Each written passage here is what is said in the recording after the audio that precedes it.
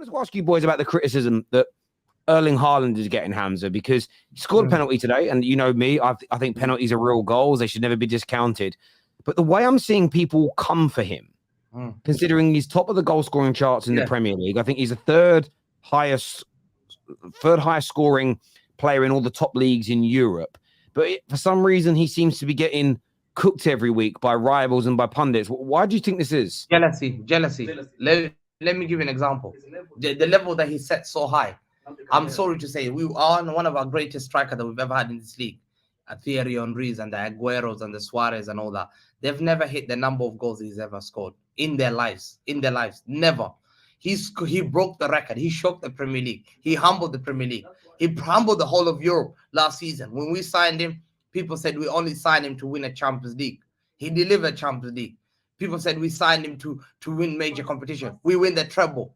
We win a treble like no one's ever won a treble the way we won it. Like destroyed Madrid, humbled Bayern Munich, went to the final, won it, beat United in the FA Cup, thrashed sides here, humiliated the Premier League, humbled Arsenal who are leading the race 97% of the league. You can imagine the hatred that they have for them. The jealousy. How dare this guy come to this league? Yeah, humble us, humiliate us. So you have to pick a hate.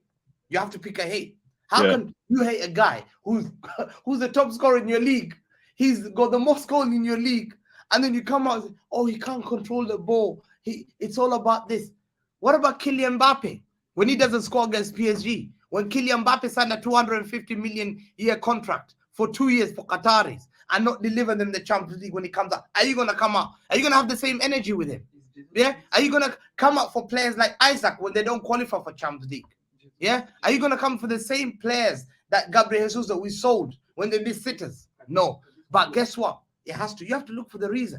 And that's why I'm so glad Zidane and R9 don't play in this because we have this fan base who are toxic. Oh, they killed the greats, man. Mistakes. Like if R9 World Cup final when he missed 98, this guy would have slaughtered him. He's a bottler. He failed in the World Cup final. What a failure he is. People don't imagine, my God, one of the greatest strikers in the world. You never ever criticize him.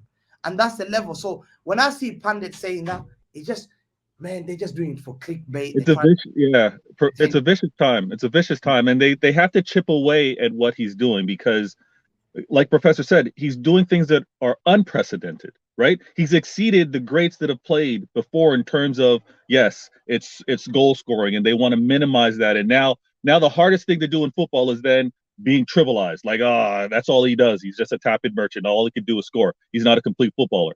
But he's doing some of the most difficult things in terms of being consistent. And again, in this system and setting record after record and demolishing a record in the league his first year out, his rookie season, his debut. First season. When Henry scored 9 goals. Drogba scored 9. Henry scored 10. Struggled. I want to find this by the way, I want to just say one thing, Adam. Yes, we know that R9 was ill. Hamza's making the point that this generation would have cooked him for it. Hamza wasn't cooking R9 for not performing in that final. He's saying this generation would. So Hamza was right about that. I agree. This is what's crazy about Haaland this season. So last year was his best ever goal scoring season with 52 goals. He's on 31 currently, which is in all comps, which is more than he got the season before he joined City, where he got 29. And he got 41 in the campaign before. I believe he's going to score more than 10 goals in all comps between now and the end of the season. So he could end up having his second best goal scoring season ever, scoring over 40 goals again, and yet he's being criticized. It's so strange. For me, it's so strange to me. And I challenged something in my own head the other day. I'm someone who's used the word complete football player before. But I've started to challenge, one, what does that even mean anymore? And two, what's your point? If more complete means you've got more high-level attributes. So you could argue Harry Kane is more complete because he's got a better touch. He's a better passer of the ball, as an example. He can play a few more positions in the attack. But the question is, okay, well, what's your point? If your point is that I would sign Kane over him, fair enough, I can take that. But there are other strikers that people say are better than him because they're more complete. they score half the amount of goals that he does.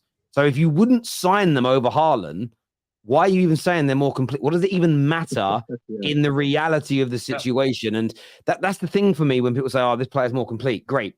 So you'd sign someone who's more complete, but contributes 60, 70% less goals. I don't think anybody would do that.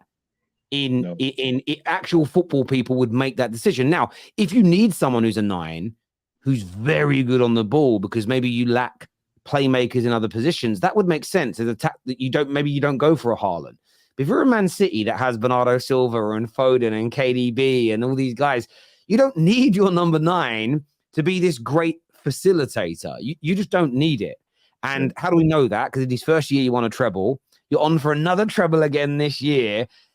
It's honestly, I think the criticism of him, I do believe it's shrouded and saturated more so. Sorry, not shrouded, saturated in jealousy. I believe that too many people now judge football like it's ballet and it's all about their preference of how a footballer looks and makes them feel, as opposed to assessing their efficiency as a professional athlete. And I think the level of criticism that where he was gets, Harry Kane at 22? mad. Let's say, for example, where was Harry Kane at 22 years old? Where was he? He was at Leicester City. This guy, they wanted us to pay 150 million. We paid Haaland 50 million. Haaland will never want me the treble that. No, Kane will never want me the treble that I had with Harry Kane. Harry Kane, this is a fact of the day. Fact of the day, and he hates people. Oh, the reason why we ask people, why is he not lifting trophies or cup? Oh, no, it's Tottenham. It's Tottenham. He's gone to Bayern Munich. Bayern Leverkusen have never ever won a Bundesliga in their life. Never. They're the biggest bottle job. Leicester City have won Premier League. Blackburn have won. Preston North End have a league title. Bayern Leverkusen have not even won a Division 2 in German league. Harry Kane has gone there. He's giving Bayern Leverkusen their first ever league title. There you are. 16-point difference. They're already 16. Harry Kane has gone there. You tell me, Harry Kane is big. Watch when he goes to Bayern. There you are. See the difference? And you wanted us to buy 150 million striker who goes to a different team. Bayern Munich have never been this bad. But you're going to protect Harry Kane. But then Haaland might give us a league title, might give us the Champions League. And I totally, and that's what I mean by complete argument. So, did I prefer watching Wayne Rooney versus watching Ronaldo? To a degree, there's things that Rooney did that Ronaldo can't do. But if you were going, right, I'm buying in their peak, I'm buying an attacker to score me goals. Even though Rooney's more complete, I think you're picking Ronaldo as an example. And goal scoring, and I don't think it works the same with every position, but when it comes to goal scorers, which is what Haaland is, when it comes to what you want from most of your sort of number 9s, or, again, when Rooney was a 10 in the sense of he played with the number 10 on his back, but Rooney was developed in the era before the midfield 10 when it was a secondary striker. But goals and assists are really important. But it all depends on what you want and what you need. But when it comes to being a goal scorer, all this, but my guy's more complete than your guy. Well, if you've got a striker scoring 50 goals a season versus a guy scoring 25, you can keep your complete striker. Give me the guy with 50 goals. Exactly. Give me, especially at the end of the spectrum that we're in. So I've already said it doesn't apply to every team and every league and level of football. Sometimes you'll need someone a bit more complete.